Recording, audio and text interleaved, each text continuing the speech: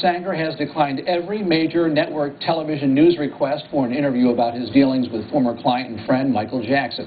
But he agreed to meet with Key News anchor reporter Joe Gale. In part 2 of this exclusive interview, Mr. Sanger shares some of his thoughts and memories in his own words.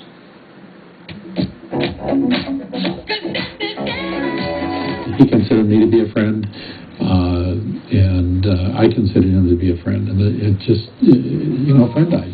What can I tell you? As his attorney and friend of 16 years, Bob Sanger vividly recalls his friendship and working relationship with Michael Jackson, whose public image often wavered between that of the king of pop, wanting to recapture his youth at Neverland Ranch, to the calculated mogul who, around his often baffling public behavior, carefully constructed his image. What resonates, the big thing, is that the man was an incredible genius and very bright and very well read.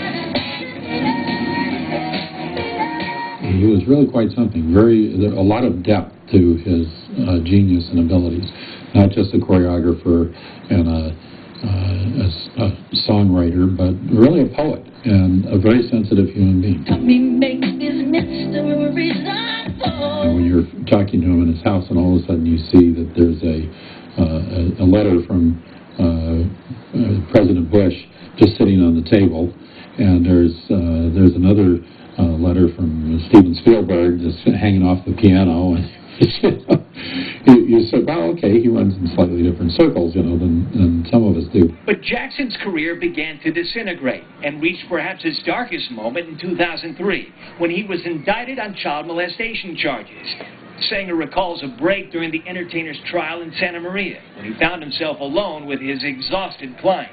Right in the middle, he says, Bob, you're from Virginia, aren't you? And I said, yeah, that's right. He said, I love Virginia. And I said, well, I do too. I said, I miss those rolling green hills, He says, oh, yes, that's beautiful. I said, yeah, the Shenandoah Valley. And he says, yeah, the Shenandoah. And he started singing O Shenandoah. So I started singing O Shenandoah. And we're singing together, and all of a sudden, at some point, I realized I was doing a duet with Michael Jackson. On June 13, 2005, Michael Jackson was acquitted of all charges against him by a jury that absorbed 3 months of often lurid testimony about his life. Jackson was now free to resurrect a career and repair his public persona. Grand juries in 93, exonerated again in 95, 96, and that 6-month trial that we did. And then he had the criminal trial, where Tom Izzo and I tried it, and he was exonerated again. Now, how many times does somebody have to be exonerated to be exonerated? In my opinion, this should just be a footnote in the history of Michael Jackson. Sanger says, like so many, he too was excited about Jackson's upcoming tour and was as shocked as anyone when on June 25, 2009, Michael Jackson, whose story of celebrity and excess took him from musical boy wonder to global pop superstar to sad figure haunted by lawsuits, paparazzi, and plastic surgery, was pronounced dead at UCLA Medical Center. He was 50 years old.